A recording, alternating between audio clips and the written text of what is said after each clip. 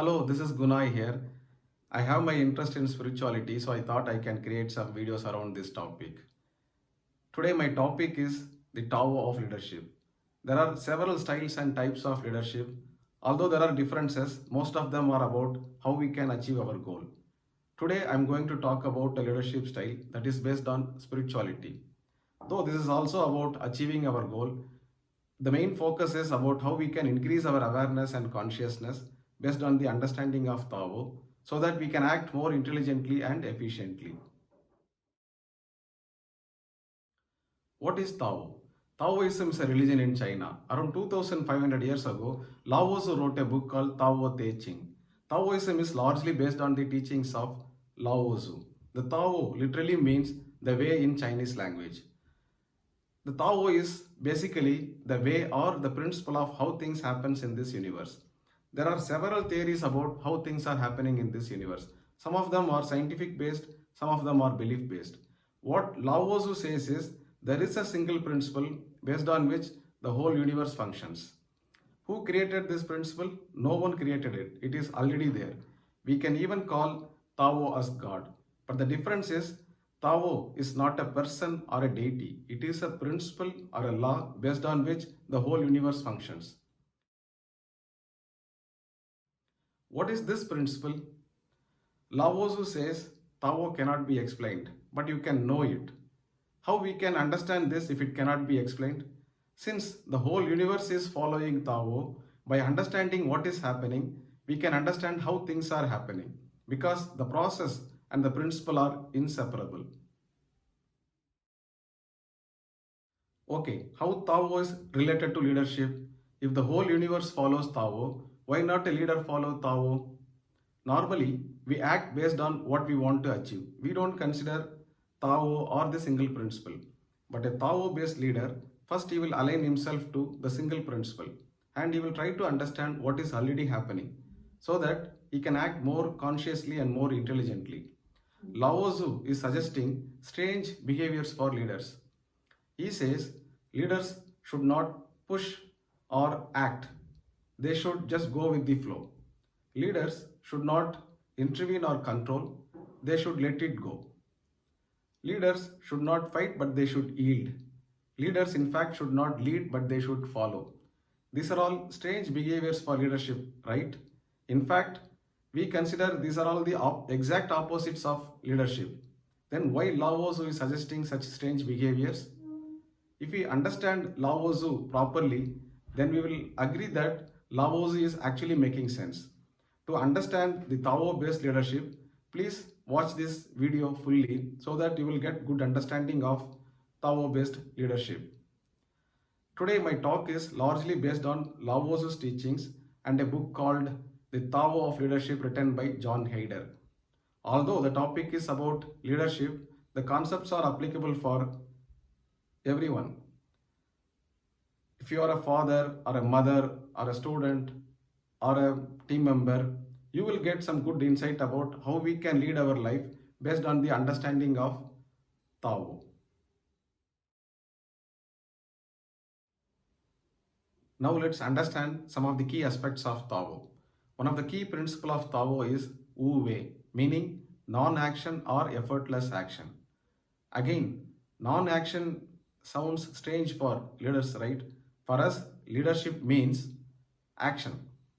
Then why Lao Tzu is suggesting non-action for leaders? Definitely, he doesn't mean laziness or lack of care. What he means is there is a drama already happening based on the single principle.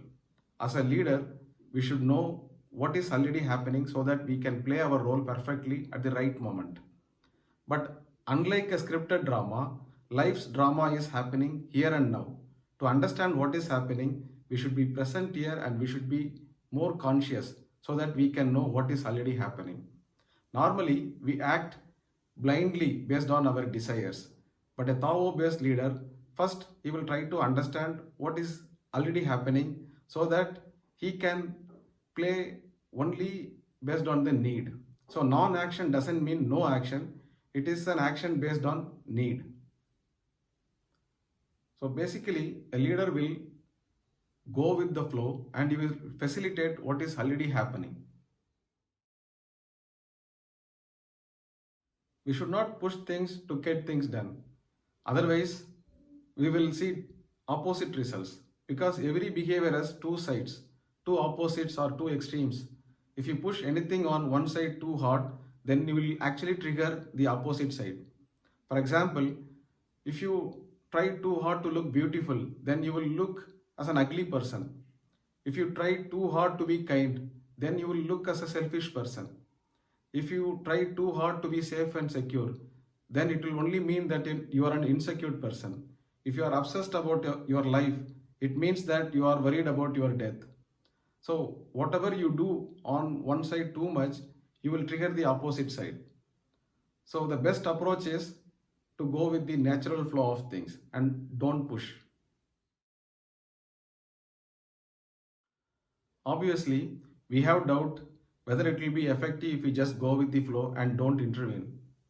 But look at the nature. Everything follows Tao and they go with the flow and they are very effective. You take trees, animals, birds, everything in this universe goes naturally with the flow. But only humans are unconscious of this single principle and they act based on their desires. They act blindly and brutally.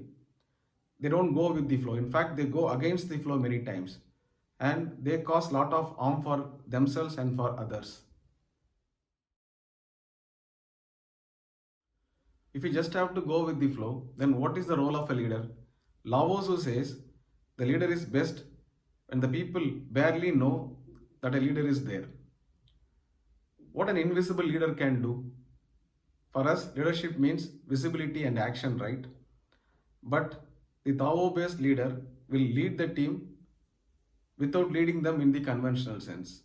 Since he has the clarity, he will be able to guide and support and motivate the team very well.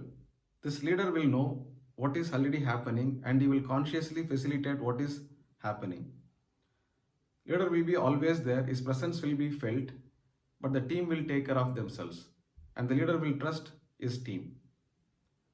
The leader helps the team by being than by doing. But do we trust what is happening is good for us? What if there are failures and setbacks? Should we facilitate even the failures and setbacks? We should not misunderstand here. Let's take an example. When a child begins to walk, it will fall many times. What is happening here? Whether the child is trying to walk or trying to fall, it is trying to walk, right? And we will facilitate the walking. Similarly, when we handle projects, there will be setbacks and failures. We will be sticking to the original goal. We will not facilitate setbacks and failures. But at the same time, we should have room for the setbacks and failures also. How we will have room for our kid to fall, because falling down is part of the process. That falling down helps the child to walk. Similarly, even the setbacks and failures also help us move further.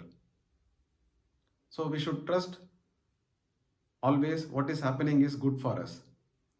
If there is no progress and there is only silence, we should allow even that silence so that something will grow out of that silence. If there is storm, we should allow it to rage so that the storm will become calm. A leader should act like a midwife, facilitating someone else's birth. When a mother gives birth, she will rightly say that we did it ourselves. Similarly, when the team completes their work, they will say that we did it ourselves. They will not give any credit to the leader, and even the leader will not expect any credit for what is happening in his team. A leader can act as a warrior or as a healer. As a warrior, leader will be in his power and authority, he will take decisions. But most of the time, a leader will act as a healer. As a healer, he will be open, lying low and receptive, and he will support the team. Warrior is something like doing and healer is something like being. There is a third aspect also. After being and doing, the leader should completely withdraw himself from the team and go back to silence or go back to God. Why going back to silence is important? Because silence is our source. Silence is our nature. When we go back to silence, we get lot of energy and lot of clarity.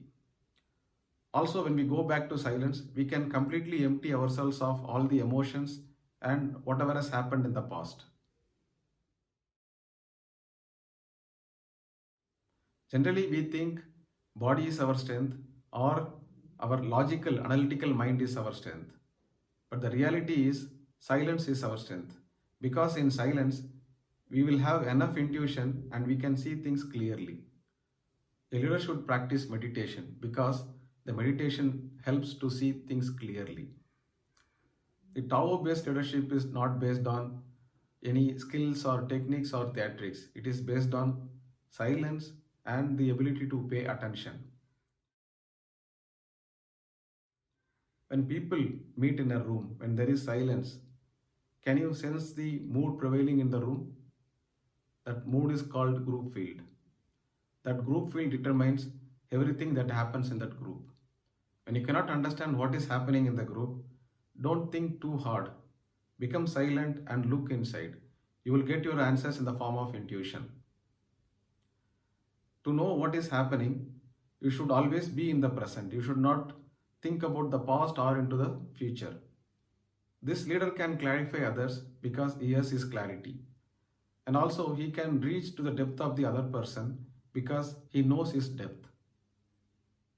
If the leader lacks clarity, the team will also lack the clarity. If the leader is confused, then the team will get into unnecessary quarrels, conflicts, and arguments. They will get into a lot of intellectual discussions. But no amount of logical, analytical, intellectual discussions will be as helpful as like becoming silent and knowing what is happening. Now let's understand how a leader should handle his team. A leader should be always centered and grounded. What is the meaning of centered? We should be always staying in our center, in our inner home. The more we are in our center, the more sane we will be. The more we go off the center, then we will be eccentric. A leader who is centered can always work with all kind of people. He can even work with erratic and eccentric people. And also, a leader should pay respectful attention to all kind of behaviors, not only the behaviors that he likes. If he allows all kind of behaviors, then the team will become more open and they will be themselves. They don't have the need to pretend or act. If you don't allow all kind of behaviors, then people will start acting and pretending. A leader should not try to impress because the team won't like it. You should just do your work and stay back. In fact, you will look impressive only when you don't try to impress. This is a paradox. And a leader should not be worried about praise and criticism. If you like praise, then you will not accept criticism. Both praise and criticism will make you anxious. A leader should not take credit for what is happening in his group or even for his own contribution also. If a leader tries to take a lion's share of credit, then the group will not prosper. A leader should not argue and try to prove his point. Rather, you can throw light on what is already happening. The team will appreciate that. Above all, a leader should not work for himself. Leadership is a service. You should always work for others. In fact, yourself will grow if you work for others. This is another paradox. A leader should not own or control people. You should intervene only when everything else fails. Even when you intervene and if you succeed, you should not celebrate it because whenever you intervene, you will be violating the other person's flow. The other person will become less open and he will start defending himself. If you have a situation where you have tried everything but it is still not working as you expected, then you should just let it go. Sometimes it may happen only when you let it go. If you let go of something which is not working for you, then you will get whatever is suitable for you. Only an empty space can be filled. If you are already full and holding something which is not working, then how a new thing can be given to you? So letting go is the way when things are not working for you. If you have a situation where you should step back, you should just step back. You should not push further. If you don't push, no one will resist you and everybody will accept you. A leader should be like a water, soft, fluid, and yielding. Water is the softest thing in the world, yet it can move even the rigid rocks, which is not yielding. So, being soft is not a weakness, soft is strong. This is another paradox. A leader should never seek fight. Even if someone comes to us for fight, we should yield so that the other person will not fight. Our only weapon is consciousness. We should advance further only when there is no resistance from the other person. Whoever is the attacker, that person is off the center. He can be easily thrown. Even if we win, we should be gracious. We should not harm him. We should always respect him and we should not lose a love and compassion for him. In any case, only a conscious force will win. When someone attacks us, instead of attacking that person back, we should throw light on what is happening. Since you are a leader doesn't mean you are above all. In fact, the leader can become great only when he remains low. This is another paradox. A leader should have a feminine energy, lying low, open, empty, and receptive. The team will be always having masculine energy, they will remain above, they will be full and tense. When the leader's feminine energy meets masculine energy, it will completely transform the masculine energy. The feminine energy will surrender, but the masculine energy will become a spent force, and eventually the feminine energy will win and last long. This is the concept of yin and yang, feminine and masculine. Feminine and masculine doesn't mean female and male. Both female and male have both the energies. But female can easily exhibit their feminine energies. That is why females are readily suitable for Tao-based leadership. As a leader, we should run our group delicately, like how we cook a small fish. If we cook a small fish too hard, then it will be spoiled. Similarly, we should handle our team delicately and in a sensitive way. If we see any issues or emotions in the team, then we should not release the energies of these issues before time. Because every issues and emotions and problems have their own energies. They will rise in time and they will take form and they will grow strong and they will come to a new resolution and finally they will pass away. So we should not release these energies before the time. No issues or problems or emotions will last long. They will come, they will serve their purpose and they will finally pass away. As a leader, we should run an open and honest group and we should not interfere unnecessarily. If we interfere too much, then the team will have dependency on us. And we should not create too many rules for the team. The fewer the rules, it is better. If you have more rules, the team will resist the rules. They may act like they are agreeing to the rules, but internally they will resist that. If you don't impose too many rules, then the team will find their own rules or their own way of working or their own goodness.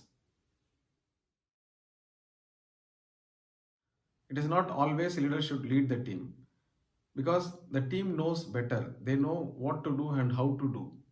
So it is good if the leader also follows the team. If the leader follows the team will follow back the leader.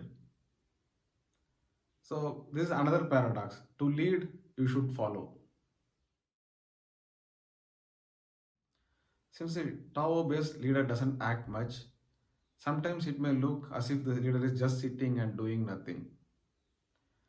And he may not have answers for all the questions also. He may say that he don't know for some of the questions. He may even look foolish for others, but the leader should not be worried about others' opinion because others' opinion will only make you a prisoner.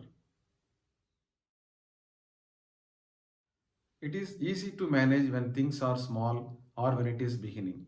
With slight intervention, the leader can shape the beginning and he can guide the start.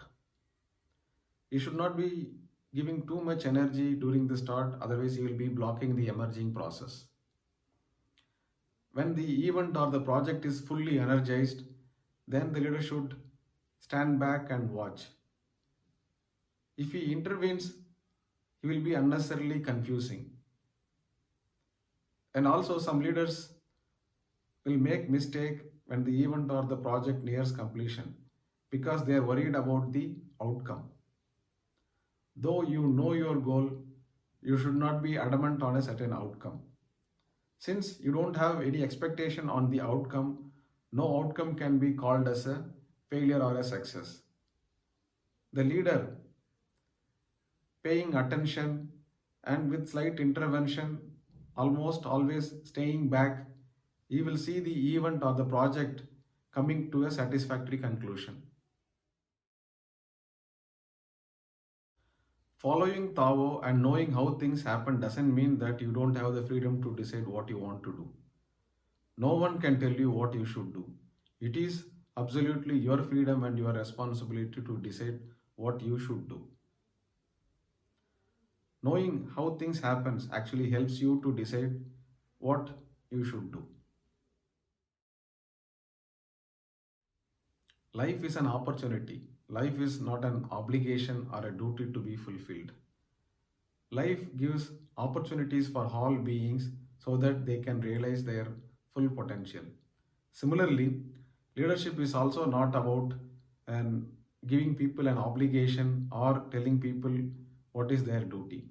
Leadership is about creating opportunities for everyone in the team so that they can realize their full potential. The leader should not collect string of success for himself. Rather, he should help others to find their own success. In fact, he will become successful only when he makes others successful. He should share success with others. There is plenty to be shared. The single principle blesses everyone and diminishes no one. We are coming to the end of the talk. A Tao based leader should be spiritual, not necessarily religious. And also, this leader can encourage the team to have spiritual awareness. Because following the single principle and knowing what is happening and acting accordingly is not just for a leader, it is applicable for everyone. There will be more peace, harmony, and growth when we consciously follow the universal principle. Finally, a quote from Lao Tzu on leadership. The wicked leader is he who the people despise. The good leader is he who the people revere. The great leader is he who the people say, we did it ourselves. So follow the Tao based leadership and be a great leader. Thank you.